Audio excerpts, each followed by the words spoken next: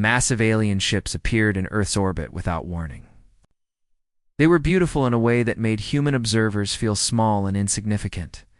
Each vessel stretched 4 kilometers, their hulls gleaming with colors that seemed to shift and flow like liquid metal. The ships arranged themselves in a perfect geometric pattern above the planet, blocking out stars and casting shadows across entire continents. Commander Deho stood on the bridge of his flagship, looking down at the blue and green world below. He had done this hundreds of times before with other primitive species. The process was always the same. Show them the fleet. Make them understand their place in the galaxy. Accept their surrender. Move on to the next system. It was boring work. But someone had to bring order to these backward corners of space. The Galactic Council had ruled the known galaxy for over 10,000 years. 12 species, each more advanced than the last primitive world they encountered, had joined together to create the most powerful political and military force ever known. They brought civilization to chaos. They brought peace to warring worlds. At least that was how Deho saw it. The Council was perfect, eternal, and absolutely in control. Earth was just another primitive world that needed guidance. The humans had barely managed to establish a small colony on their neighboring planet Mars. They had no faster-than-light travel. Their weapons were crude chemical rockets and basic energy systems. They were children playing with toys, and now the adults had arrived to teach them how the real galaxy worked. Admiral Jin received the Council's transmission at the United Earth Defense Headquarters in Geneva. She had been expecting something like this ever since the alien ships appeared 6 hours ago. The message was translated into every human language simultaneously, broadcast across every communication channel on the planet. The voice that spoke was calm, measured, and absolutely confident. The message was simple. Humanity would dismantle all military forces. Earth would accept Council governance. Human leaders would report to Council administrators. In return, humanity would receive technology, protection, and a place in the galactic community. Refusal was not presented as an option. The Council had spoken. The Council expected obedience. Haijin was a career military officer who had served for 30 years. She had fought in 3 different wars, commanded fleets and exercises across human space, and trained under the best strategic minds Earth had produced. She looked at the message and felt something cold settle in her stomach. It was not fear. It was anger. She called an emergency meeting of Earth's military command and political leaders. The room filled quickly with men and women who had spent their lives preparing for threats to humanity. They had trained for asteroid impacts, for rogue artificial intelligence, for nuclear war. They had never trained for this. How do you fight an enemy that appears from nowhere with technology centuries beyond your own? The debate lasted for hours. Some argued for acceptance. The Council was too powerful to resist. Humanity would survive under their rule, even if it meant giving up freedom. Others argued for defiance. Better to die free than live as slaves. The arguments went back and forth until Hedin finally stood and spoke.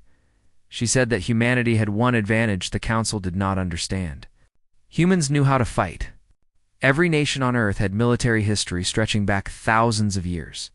Humans had fought each other with every weapon imaginable, in every environment, using every tactic that desperation and genius could create. The Council might have better technology, but humans had something else. They had the will to do whatever it took to survive. The decision was made.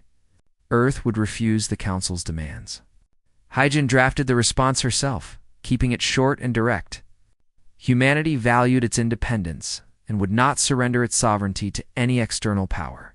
The message was sent, and then everyone waited to see how the Council would respond. Commander Deho received Earth's refusal with surprise that quickly turned to annoyance. In his thousands of years of service, only a handful of species had been foolish enough to reject the Council's generous offer. Those species had learned painful lessons. He decided that humanity needed a demonstration of what defiance meant. He gave the order without hesitation. The Council fleet moved into position around Mars. The human colony there housed 50,000 people, men and women and children who had left Earth to build a new life on the Red Planet. They had factories and farms, schools and hospitals. They had hopes and dreams for the future. The Council ships opened fire. The weapons they used were clean and efficient. Energy beams that could vaporize steel and concrete in microseconds. The colony's defensive shields, primitive things that could barely stop micrometeors, collapsed immediately. The habitation domes shattered. The underground facilities were penetrated and burned. In less than 5 minutes, every human on Mars was dead. Deho watched the destruction with satisfaction. It was regrettable, but necessary. The humans would understand now. They would realize that resistance was futile, and surrender would follow quickly. He prepared the next transmission, offering Earth one more chance to accept Council rule. Surely they would see reason now. On Earth, Hyjin watched the feed from Mars with tears streaming down her face. She had friends on that colony. Good people who had volunteered to push humanity's boundaries and expand into space. Now, they were gone, killed to make a point. The anger she had felt before was nothing compared to what she felt now. It was a cold, focused rage that burned away everything else. She was not alone. Across Earth, billions of humans watched the same footage. They saw their brothers and sisters and children murdered by aliens who thought they could dictate terms to humanity. The Council had made a critical mistake. They thought that destroying Mars would break human will. Instead, it united humanity in a way that nothing else ever had. Every nation on Earth began mobilizing. Factories that had produced consumer goods were retooled for military production. Scientists who had studied peaceful applications of physics turned their knowledge to weapons design. Young men and women lined up by the millions to volunteer for military service. Earth was preparing for war. Hyjin called another meeting of military command. This time, there was no debate about whether to fight. The only question was how. She laid out her plan, speaking quickly and precisely. They could not win a defensive war. The Council would simply bombard Earth from orbit until humanity surrendered or died. But humans had one option that might work. They could build a fleet, develop faster than light travel, and take the war to the Council. They could strike first and strike hard before the Council realized what was happening. The plan was insane. It required technological breakthroughs that might take decades. It required resources that would strain Earth's entire economy. It required time that they might not have. But everyone in that room knew there was no other choice. Humanity would fight, or humanity would die. There was no middle ground. Commander Deho departed Earth's orbit, confident that the humans would soon send their surrender. He filed his report with the Council, noting the regrettable loss of life on Mars, but expressing certainty that Earth would fall in line. He recommended a follow-up mission in 30 days to accept their formal submission. The Council approved his report without discussion. Earth was a minor matter, barely worth their attention. They had more important concerns across the galaxy. The humans would surrender, just like every other primitive species before them. It was inevitable. But as the Council fleet jumped away into faster-than-light travel, they missed something important. They missed the lights of 1,000 factories burning through the night on Earth. They missed the launch of mining expeditions to the asteroid belt. They missed the frantic work of scientists pushing the boundaries of human knowledge. Most importantly, they missed the look in Admiral Hyjin's eyes as she swore that humanity would make them pay for every life lost on Mars. The Council thought they had won. They had no idea that the war had just begun. 6 months passed since Mars burned. 6 months of work that never stopped, not even for a single hour. Captain Minho stood in the observation deck of Luna shipyards and watched the construction crews work on the new warships. The ships were massive, ugly things compared to the elegant Council vessels. They looked like flying fortresses, all armor plates and weapon batteries. Built for one purpose only. Minho had been a naval architect before the war. He had designed civilian transports and mining vessels, ships meant to carry people safely through space. Now he designed instruments of death. The transition had been easier than he expected. Maybe it was the anger that still burned in every human's heart. Maybe it was the knowledge that these ships were humanity's only chance for survival. The new vessels were called Hammer-class destroyers. They were built around a simple philosophy that Admiral Hyjin had drilled into every designer and engineer. Council ships relied on energy shields and precision weapons. They fought wars like duels, elegant and controlled. Human ships would fight like brawlers in an alley. Overwhelming force, brutal efficiency. No mercy. Each Hammer-class destroyer carried armor thick enough to stop the energy weapons that Council ships favored. The armor was not some exotic material or advanced technology. It was simple titanium and steel, layered thick and reinforced with structural supports. It was heavy and expensive, but it worked. More importantly, it could be built quickly using Earth's existing industrial base. The weapons were equally straightforward. Mass driver cannons lined each ship's flanks, weapons that used magnetic acceleration to fire projectiles at incredible speeds. The projectiles were tungsten rods, dense and heavy, that would punch through shields and armor alike. Nuclear missiles filled the launch bays, each one carrying enough destructive power to vaporize a city. And for close-range combat, rapid-fire railguns could shred smaller vessels in seconds. Dr. Soman walked through her laboratory at the Seoul Advanced Weapons Research Center.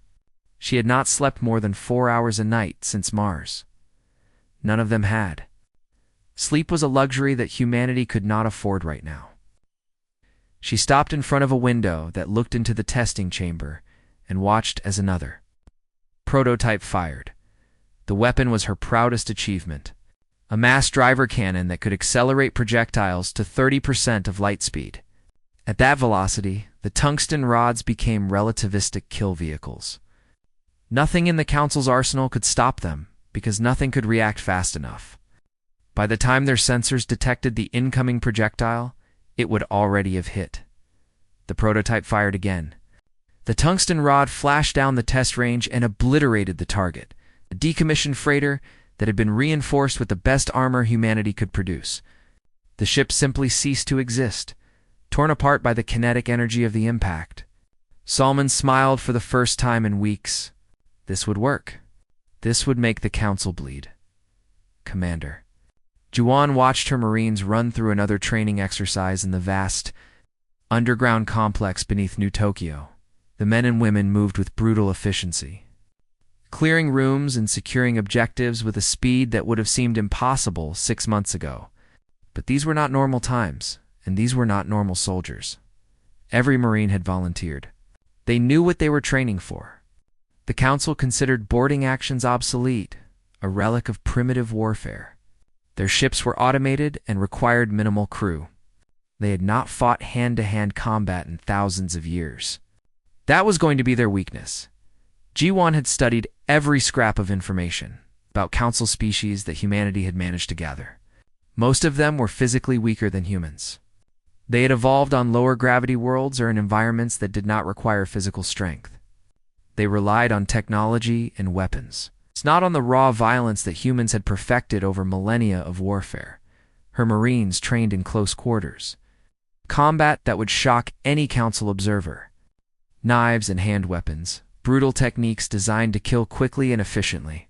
They practiced breaching doors and clearing corridors, fighting in zero gravity and in pressurized environments. They learned to fight when communications were down, when their weapons jammed, when everything went wrong.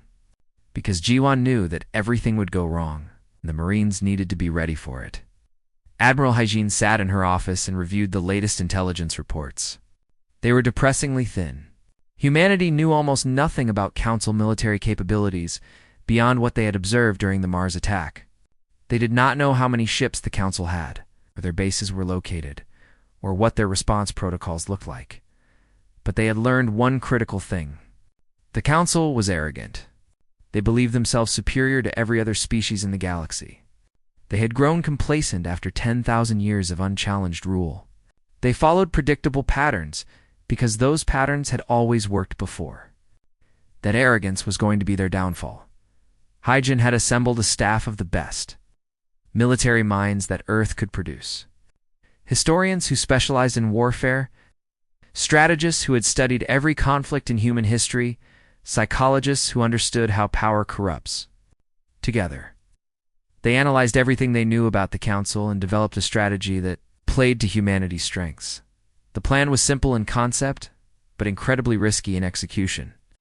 humanity would build a fleet as quickly as possible. They would develop faster than light travel by, reverse engineering the Council technology they had captured. From debris left behind at Mars, they would identify a Council military target. That was important enough to draw attention, but not so heavily defended that the attack would fail. And then they would strike without warning, without mercy, and without following any of the rules that the Council expected. The breakthrough on faster-than-light travel came from an unexpected source. A graduate student named Hyun had been studying the energy signatures from the Council ships. At Mars, he noticed something that the senior scientists had missed. The Council's FTL drives did not actually move faster than light. They created a bubble of compressed space-time around the ship, allowing it to effectively travel faster without violating the laws of physics. The theory was elegant and relatively simple once you understood it. The engineering was incredibly complex, but humanity had become very good at solving complex engineering problems under pressure. Within 3 months, the first human-built FTL drive was ready for testing. Within 4 months, it had been successfully tested. Within 5 months, every ship under construction was being fitted with the new drive's captain. Yuna commanded one of the first completed Hammer-class destroyers. She took her ship out for trials in the asteroid belt, pushing the engines to their limits and testing every weapon system. The ship performed beyond expectations. It was not as fast as Council vessels, and it did not have their advanced sensors or elegant design. But it was tough, heavily armed, and crewed by men and women who were angry and motivated. Yuna felt a fierce pride in her ship and her crew. They had built this vessel with their own hands in just 6 months. They had installed weapons that would make the Council regret ever coming to Earth, and they were ready to take the fight to an enemy that thought itself invincible. Back at Earth Defense Headquarters, Admiral Hygiene watched the reports come in from across human space. Production was ahead of schedule. The fleet was nearly ready. Intelligence had identified several potential targets. Everything was falling into place faster than she had dared to hope. But she knew the hardest part was still ahead. The first strike had to be devastating. It had to show the Council that humanity was not just another primitive species to be conquered. It had to prove that humans could fight and win against superior technology. Most importantly, it had to shake the Council's confidence and buy time for humanity to build more ships and develop better weapons. Commander Jiho walked through the pilot-ready room at Lunar Command Station. The men and women in that room were the best pilots humanity had produced. They would fly the assault craft that would lead the attack, clearing the way for the capital ships and hunting down Council vessels that tried to escape. They trained for 16 hours a day, running simulations until every possible scenario became instinct. Jiho had been a test pilot before the war. He had broken speed records and survived crashes that should have killed him. Now he trained others to fly into combat against an enemy that no human had ever fought before. He told them the truth. Many of them would die. The Council had fought wars for thousands of years and killed billions, but humanity had one advantage. They fought like cornered animals, and there's nothing more dangerous in the universe than a predator that knows it has nothing left to lose. The final pieces fell into place as the 6-month mark approached. Intelligence confirmed the target. The Kelroth system was a major Council staging area with significant military presence, but light enough defenses that a surprise attack could succeed. The fleet was ready, over 200 ships crewed by men and women who had trained for this moment. The weapons worked. The FTL drives were reliable. Admiral Hyjin gave the order. The fleet would assemble at the designated coordinates in deep space, beyond where Council sensors might detect them. They would make final preparations and receive final briefings. And then they would jump to Kelroth and show the Council what humanity was capable of when pushed to the edge. As the ships began moving into position, Hyjin allowed herself a moment of doubt. Was this the right decision? Was she sending thousands of people to their deaths in a futile gesture of defiance? But then she remembered Mars. She remembered the 50,000 people who had died without warning, without mercy. She remembered the arrogance in Commander Daho's voice when he destroyed an entire colony to make a point. The doubt passed. This was not just about revenge. though revenge was certainly part of it. This was about survival. The Council had made it clear that humanity would either submit or be destroyed. Hyjin had chosen a third option. Humanity would fight. They would make the Council regret ever coming to Earth. The fleet assembled in the darkness between stars. 200 ships, each one carrying hundreds of crew members who had volunteered to face impossible odds. They checked their weapons one final time. They said prayers to whatever gods they believed in. They thought about home and the people they were fighting to protect. Admiral Hyjin broadcast her final message to the fleet. She kept it short because there was not much left to say. They all knew what they were about to do. They all understood the risks. She simply reminded them that they were making history. Humanity was about to announce to the galaxy that Earth would not submit, would not surrender, and would not go quietly into the night. The jump coordinates were locked in. The FTL drive spun up to full power. And the human fleet disappeared from normal space, heading toward a destination where they would either prove themselves worthy of survival or die trying. The human fleet emerged from faster-than-light travel at the edge of the Kelroth system. Admiral Hyjin stood on the bridge of her flagship, watching the tactical display light up with contacts. Dozens of Council ships hung in orbit around the fourth planet, exactly where intelligence had predicted they would be. Orbital defense platforms circled the world in a protective web. It looked impressive and well-defended.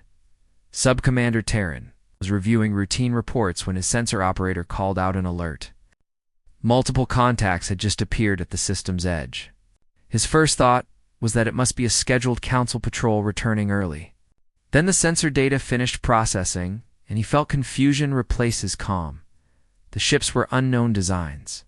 They were massive and crude-looking, nothing like any Council vessel he had ever seen. The configuration was all wrong. Too much armor, too many weapons, and energy signatures that did not match any known technology.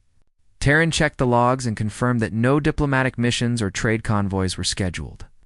That meant these were either lost explorers or something else entirely. He opened a communication channel, prepared to hail the unknown vessels. Council protocol required him to identify himself and request that the visitors state their business in Council space. It was a formality that he had performed hundreds of times. He never imagined that this time would be different. The human fleet did not respond to hails. They did not slow down or adjust course. They accelerated toward the inner system at maximum speed, their engines burning bright enough to be visible across millions of kilometers. Captain Yuna stood on the bridge of her destroyer and watched the distance close. She had orders. No communication. No warnings. Strike first and strike hard. The Council garrison finally realized something was wrong when the unknown ships passed the designated boundary markers without responding to any hails. Terran ordered his ships to raise shields and prepare weapons, but he still did not believe these visitors were hostile. No one attacked Council forces. It simply did not happen. Even the most aggressive species in the galaxy knew better than to challenge the Council's military might. Captain. Yuna gave the order to fire when her ships reached optimal range. The mass driver cannons spoke first, hurling tungsten rods at relativistic speeds toward the orbital defense platforms. The platforms had shields that could stop most conventional weapons. They were not prepared for projectiles moving at 30% of light speed. The first platform simply exploded. One moment it was there, the next it was an expanding cloud of debris and plasma. The second platform lasted slightly longer, shields holding for almost a full second before they collapsed, and the station was ripped apart. Within 30 seconds, 8 platforms had been destroyed and the rest were trying desperately to track targets that moved too fast for their systems to lock on. Terran watched in horror as his defensive network was torn apart. He finally understood what was happening. These were not explorers or lost travelers. These were warships. They were attacking with a ferocity that he had never encountered in his 300 years of service. He transmitted an emergency signal to Council headquarters and ordered all ships to engage. The Council ships moved to intercept the human fleet. They were elegant vessels, each one a masterpiece of engineering and design. Their shields could stop enormous amounts of energy. Their weapons could slice through armor with precision. They had fought hundreds of battles and never lost. They moved into attack formation with perfect coordination, following tactics that had been refined over thousands of years, Commander. Jiho led the human assault wings into the teeth of the Council formation. His pilots flew like demons, weaving through defensive fire and launching missile after missile at the Council's ships. The missiles were not elegant weapons. They were simple nuclear devices with basic guidance systems. But there were hundreds of them, and the Council's point defense systems were not designed to handle that kind of saturation attack. The first Council cruiser took a nuclear warhead directly to its engine section. The explosion overwhelmed its shields and tore the ship in half. Atmosphere vented into space along with crew members who had no time to reach escape pods. The second cruiser tried to maneuver away from the missile swarm and presented its flank to Yuna's destroyer. The mass driver cannons opened fire and turned the elegant ship into scrap metal in less than a minute. Terran could not believe what he was seeing. Council ships were dying. His people were dying. The humans fought with a savagery that violated every convention of civilized warfare.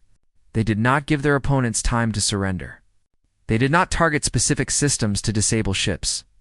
They simply destroyed everything they could as quickly as possible. He ordered his remaining ships to withdraw and regroup. It was standard Council doctrine when facing unexpected tactics. Pull back, analyze the enemy's capabilities, and develop a counter-strategy. His ships began accelerating away from the human fleet, their powerful engines easily outpacing the slower human vessels, but Admiral Hygiene had anticipated this response. She had studied Council tactics and knew they would attempt to withdraw. That was why she had positioned a second wave of ships on the far side of the planet. Waiting in the shadow where Council sensors could not detect them, when Terran ships tried to retreat, they ran directly into Captain Borum's task force. Borum had been waiting for 3 hours in silent running mode. Her ships drifted in space with all non-essential systems powered down, invisible to the Council's passive sensors. When the enemy ships appeared on her scopes, she did not hesitate. Her entire task force opened fire at point-blank range. The Council ships found themselves caught between two human forces with nowhere to run. Their shields were already weakened from the first engagement. Their crews were panicked and confused. The elegant coordination that defined Council tactics fell apart as individual ships tried to save themselves. Lieutenant Yunbi led her Marine units toward the Council command station that orbited the fourth planet. The station was massive, a city in space that housed thousands of administrators and military personnel. It was also lightly defended because no one had ever attacked a Council command station before. That was about to change. The human assault ships punched through the station's token defenses and locked onto docking ports. Yunbi and her Marines cut their way through the outer hatches and poured into the corridors. The Council's security forces tried to stop them. They were trained soldiers carrying advanced weapons, but they had never fought humans. They were not prepared for the sheer aggression that Yunbi's Marines brought to the fight. The Marines moved through the station like a flood, overwhelming each defensive position before the Council forces could coordinate a response. They used tactics that the Council considered barbaric: grenades in enclosed spaces, close-range weapons fire in pressurized corridors, hand-to-hand combat when ammunition ran low. Within 2 hours, the command station was under human control. Terran made his last stand on his flagship's bridge. His ship was burning, systems failing one by one, but he refused to surrender. He had sent his final report to Council headquarters. He had told them everything about these humans and their terrifying way of war. Now all he could do was die with honor. Captain Yuna's destroyer fired one last salvo. The mass driver rounds punched through the flagship's weakened shields and tore into the bridge. Terran had time for one final thought before the vacuum took him. The Council had made a terrible mistake. They had provoked an enemy that fought like nothing they had ever encountered before. The battle for Kelroth lasted 4 hours from first contact to final surrender. Every Council ship in the system was either destroyed or captured. The orbital defenses were in ruins. The command station was under human control, and most importantly, humanity had proven that Council forces could be beaten. Admiral Hajin walked through the captured command station and looked at the damage. Her Marines had secured the facility with minimal casualties, but the evidence of fighting was everywhere. Blast marks on walls, damaged systems, and the bodies of Council soldiers who had died defending a position they thought was safe. She felt no satisfaction in the victory. Too many people had died today, both human and alien. But she understood that this was necessary. The Council needed to learn that humanity would not submit. They needed to understand that Earth's people would fight and die rather than accept servitude. The news of Kelrath's fall spread through Council space faster than anyone expected. Ship captains whispered about it in port. Politicians debated its implications in closed chambers, and ordinary citizens of Council worlds heard for the first time that their military could be defeated. The Council had always been invincible, eternal, and all-powerful. Now doubt had entered the galaxy. Commander Deho received the reports about Kelrath while he was coordinating operations in another sector. At first he thought it was a mistake or a bad joke. A human fleet could not possibly have defeated a Council garrison. It was impossible. But the reports kept coming in, each one confirming the disaster. The humans had attacked without warning, fought with brutal efficiency, and won decisively. He felt something he had not experienced in centuries. Fear, not for himself, but for the Council and everything it represented. If the humans could win at Kelrath, what else could they do? How many other species across the galaxy were watching and learning from this example? The Council's grip on power had always depended on the belief that resistance was futile. That belief had just been shattered. Deho prepared his response. He requested emergency authorization to mobilize the full might of the Council's military forces. The humans had to be crushed quickly and decisively before their rebellion spread to other species. He would assemble the largest war fleet in Council history and destroy Earth utterly. The humans would learn that victory in one battle meant nothing when facing the full wrath of the Council. Admiral Hygiene knew the Council would respond with overwhelming force. She had never expected otherwise. But Kelrath had bought humanity something precious. Time. Time to build more ships, train more crews, and prepare for the much larger battle that was coming. And most importantly, it's time to show other species in the galaxy that the Council could be defied. She stood on the command station's observation deck and looked out at the stars. Somewhere out there, the Council was mobilizing for war. They would come with hundreds of ships and thousands of years of military experience. They would seek to erase humanity from existence as punishment for daring to resist. But humanity had learned something at Kelrath. The Council's technology was superior, but their tactics were predictable. Their ships were powerful, but they could be destroyed. Their soldiers were trained, but they had grown soft from centuries of easy victories.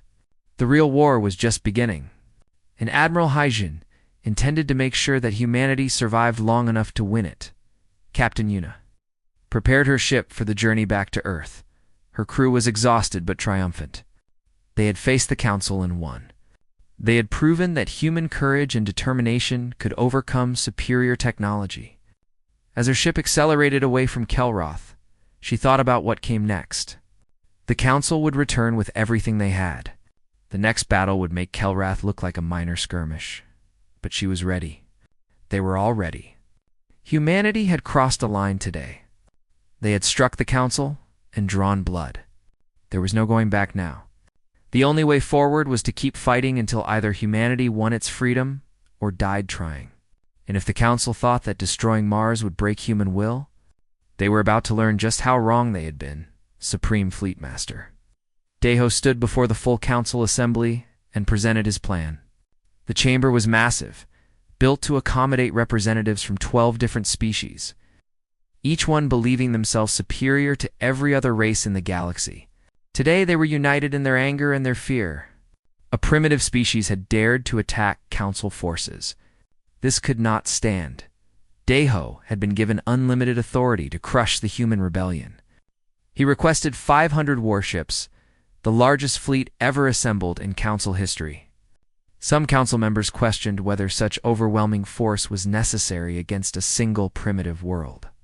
Deho explained that Kelrath had proven the humans were more dangerous than anyone had anticipated. Better to use excessive force and end this quickly than risk another, humiliating defeat. the Council approved his request within hours. Ships began converging from across Council space toward the mustering point. Battleships that had not seen combat in centuries were pulled from reserve status and crewed with veterans eager to restore Council honor. The fleet that assembled was magnificent, representing 10,000 years of technological advancement and military power. Admiral Hygiene watched the Council fleet gather through long-range reconnaissance. Drones that human intelligence had managed to deploy, the numbers were worse than she had feared. Over 500 ships, many of them larger and more powerful than anything in the human fleet. If the Council caught Earth's forces in a direct engagement, it would be a massacre. She called her senior commanders together for an emergency strategy session. The situation was grim, but not hopeless. The Council fleet was powerful, but it was also predictable. They would advance in standard formation, expecting to overwhelm human defenses through superior numbers and firepower. That gave Hajin an opportunity to turn their strength into weakness.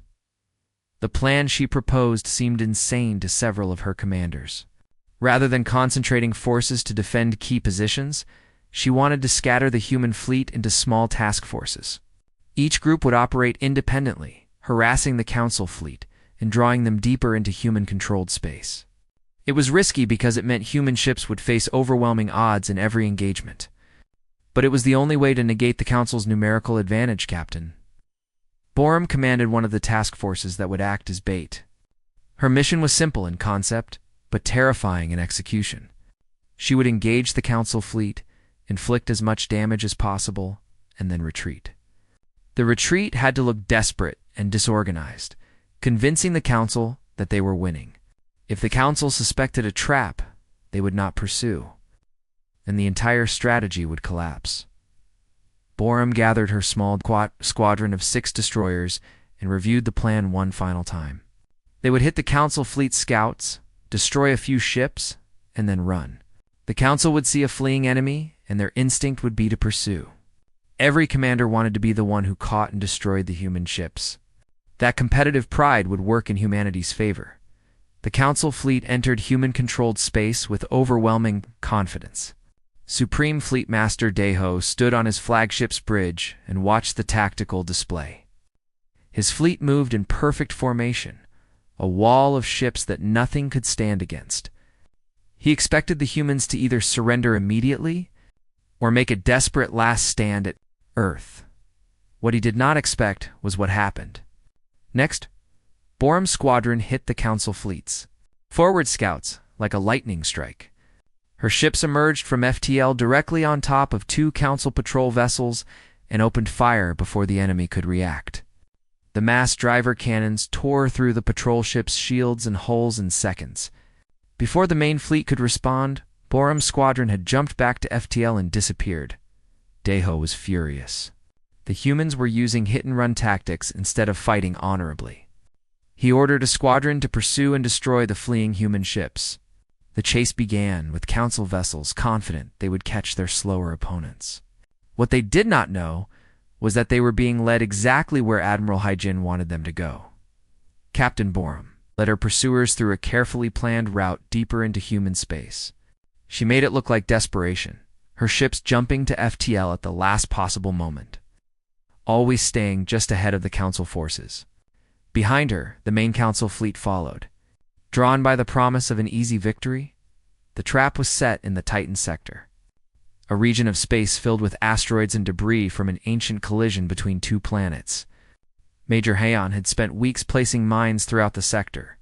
Not elegant energy weapons or sophisticated technology, simple nuclear devices and kinetic kill vehicles, hidden among the natural debris where Council sensors would struggle to detect them.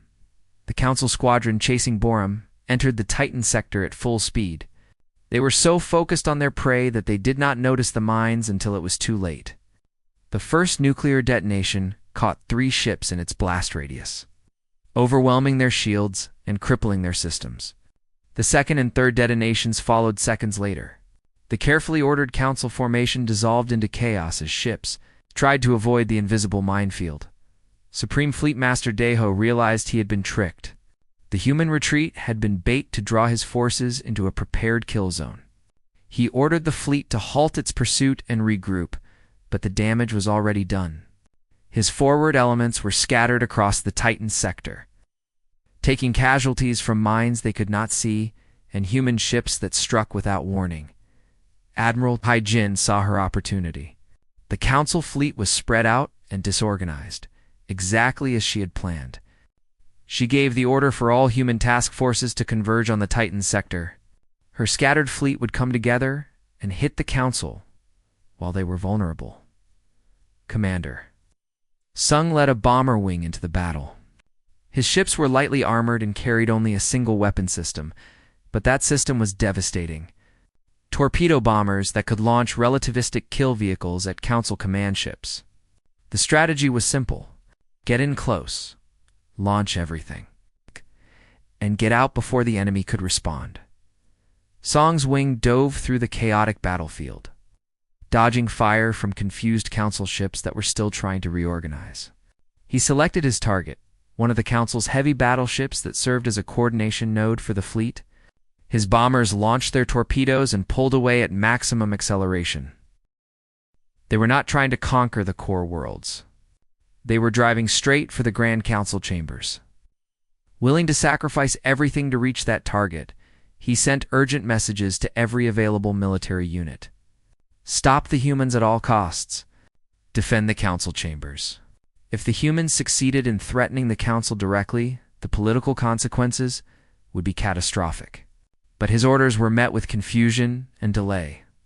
The Council military had grown complacent over millennia. They had never faced a real threat before. Now they were being asked to coordinate a defense against an enemy that was already breaking through their lines. Captain Borum led a squadron of destroyers that screened the main human fleet. Her mission was to intercept Council ships trying to flank the assault force. She engaged a Council patrol group that had rushed to defend the core worlds. The fighting was brutal and close range. Ships exchanged fire at distances where every shot hit. Borum's ship took a direct hit that knocked out the main engines. She switched to secondary propulsion and kept fighting. Her weapons officer reported they were down to their last magazine of missiles.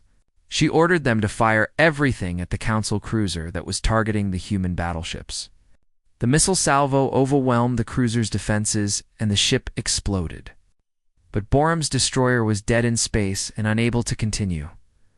Lieutenant Hannah and her Marines prepared for boarding actions as the human fleet closed in on the Council chambers. The plan was to breach the chamber's defensive stations and fight their way to the main assembly hall.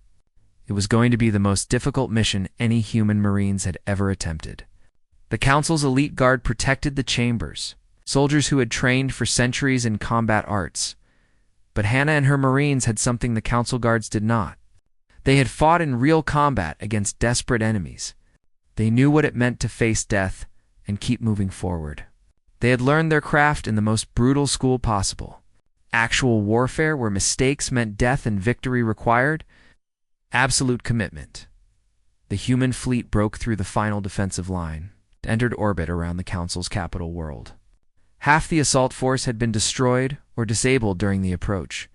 The survivors were battered and low on ammunition, but they had reached their objective. The Grand Council chambers hung in orbit below them. It's a massive station that represented 10,000 years of Council authority. Admiral Jin's flagship took up position directly above the chambers. She opened a communication channel that broadcast on every Council frequency. She identified herself and made humanity's position clear. The human fleet was prepared to destroy the Council chambers and everyone inside, lest the Council agreed to immediate negotiations. She gave them 10 minutes to respond. Inside the Grand Council chambers, panic replaced the usual calm. The Council members had never experienced combat directly. War was something that happened far away, managed by military commanders and fought by professional soldiers. Now enemy warships were in orbit above them, weapons locked onto their location. Some Council members called for evacuation. Others demanded that the military destroy the human fleet regardless of the cost. Fleet. Commander Daeho led the last-ditch defense of the chambers. He gathered every ship that could reach the capital world and formed a defensive perimeter. His force was outnumbered by the humans, and his ships were damaged from previous engagements. But he would not allow the Council to fall without a fight. He had failed twice before. This time, he would succeed or die trying. The final battle began as Deho's forces engaged the human fleet. Captain Yuna found herself fighting against Deho's flagship in a brutal exchange at close range. Both ships hammered each other with everything they had. Yuna's mass drivers punched through the Council ship's shields. Deho's energy weapons carved deep wounds in Yuna's armor. It was a test of endurance and will. Lieutenant Hannah and her Marines launched from assault craft and headed for the Council chambers. Point defense systems tried to shoot them down. Half the assault craft were destroyed before reaching their target. Hannah's craft made it through and slammed into a docking port. The Marines cut through the outer hull and poured into the station. The fighting inside the Council chambers was savage and personal. Council guards met the Marines in the corridors. These were not the security forces that had defended the command station at Kelroth. These were elite warriors trained in combat for longer than humanity had possessed written language. They were skilled and experienced and absolutely dedicated to defending the Council. But Hannah's Marines fought with a desperation that experience could not match. They knew that everything depended on this mission. If they failed, humanity would be destroyed. That knowledge drove them forward through fire and death. They cleared corridor after corridor, room after room. Moving ever closer to the main assembly hall, Admiral Haijin watched the tactical display and counted down the minutes. The Council had not responded to her ultimatum. Either they did not believe she would follow through, or they were still debating among themselves. She prepared to give the order to fire on the chambers. It would mean killing thousands of people, including Hannah and the Marines fighting inside. But if that was what it took to save humanity, she would not hesitate. The Council's response came with 30 seconds remaining on the deadline. They agreed to cease fire and begin negotiations. Admiral Haijin held her fire but kept her weapons locked on target. She demanded that Council representatives come to her flagship to discuss terms. She would not risk entering the chambers where she might be captured or killed. The negotiation was quick and brutal. Haijin laid out humanity's demands: immediate ceasefire across all human space, full recognition of Earth's independence and sovereignty, reparations for the Mars colony, and most importantly, a permanent human seat on the Galactic Council with full veto power over any decisions that affected humanity. The Council representatives tried to argue for better terms. Haijin cut them off. She made it clear that these were not negotiation points. These were the conditions for humanity not destroying the Council chambers and killing everyone inside. The Council could accept the terms or face annihilation. There was no middle ground. Fleet Commander Deho received the order to stand down while the negotiations were ongoing. He watched his tactical display and saw the human ships surrounding the Council chambers. His fleet could attack, but the humans would destroy the chambers before they could be stopped. He had lost. Not because his forces were inadequate, but because the humans had been willing to risk everything on one desperate strike. The Council accepted humanity's terms. The surrender documents were prepared and signed aboard Admiral Haijin's flagship. Council representatives affixed their marks to the treaty with expressions of humiliation and shock. They had ruled the galaxy for 10,000 years. Now they were surrendering to a species they had dismissed as primitive just months ago. Lieutenant Hannah and her Marines withdrew from the Council chambers as the ceasefire took effect. They had fought to within sight of the main assembly hall before the order to stand down arrived. Half her unit was dead or wounded.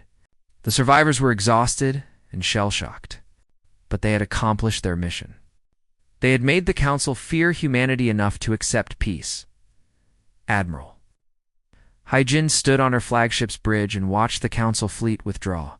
The war was over. Humanity had survived, but she felt no joy in the victory, only exhaustion and sorrow for all the people who had died to reach this moment. 50,000 dead on Mars, thousands more in the battles at Kelroth and the Titan sector, hundreds lost in the assault on the core worlds. The news reached Earth hours later. The war was over. Humanity had won its independence. People celebrated in the streets of every city. But those celebrations were mixed with grief for the fallen and uncertainty about what came next. The galaxy would never look at humanity the same way again. Other species had watched Earth fight the Council and win. Some would see humanity as heroes. Others would see them as dangerous and unpredictable. Captain Suho brought his battered battleship home to Luna's shipyards. The ship had taken so much damage that it would need to be completely rebuilt. But it had survived, and so had most of its crew. As he walked through the corridors, he passed crew members who were laughing and crying and holding each other. They had faced impossible odds and survived. The treaty was formally ratified within the week. Earth became the 13th member of the Galactic Council with full voting rights. The Council agreed to pay reparations for Mars and formally apologized for their aggression. They invited human representatives to take their place in the Grand Council chambers. Admiral Ascind attended the first council session after the war. She walked into the massive chamber where 12 species had ruled the galaxy for millennia. Now there would be 13. The other council members watched her with expressions ranging from respect to fear to barely concealed hatred. She took her seat among them and understood that this was just the beginning. The council's absolute power was broken. Other species across the galaxy had watched humanity's war and learned that the council could be defied. Rebellions and independence movements began stirring in systems that had been subjugated for thousands of years. The galaxy was changing. Humanity had been the catalyst. Fleet Commander Deho watched the first session from the observer's gallery. He had been allowed to keep his life, though his career was over. He looked at Admiral Hijin, sitting among the council members, and felt a mixture of emotions: respect for her tactical brilliance, anger at his own defeats, and something that might have been admiration for the sheer audacity of what humanity had accomplished. The age of council supremacy had ended. The age of humanity had begun. Earth had announced to the galaxy that humans were not just another primitive species to be conquered. They were warriors who had honed their craft through thousands of years of fighting each other. They were innovators who could match superior technology with superior tactics. Most importantly, they were survivors who would rather die fighting than accept subjugation. Admiral Hijin stood on the observation deck of her flagship and looked down at Earth, the blue and green world that had nearly been destroyed now stood as a symbol of defiance and survival. She thought about all the people who had died to reach this moment. The colonists on Mars, the ship crews at Kelrath, the Marines who had stormed the council chambers.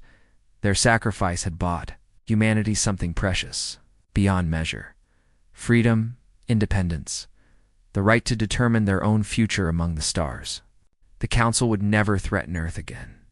No species in the galaxy would dismiss humanity as primitive or weak. Earth had paid the price in blood to earn its place in the galaxy. The war was over. But humanity's story was just beginning. They had proven themselves in the most brutal way possible. Now they would show the galaxy what humans could accomplish when they were not fighting for survival. The future was uncertain and filled with challenges. But for the first time since the Council arrived in Earth's orbit, humanity faced that future as free people, masters of their own destiny, and equals to any species in the galaxy.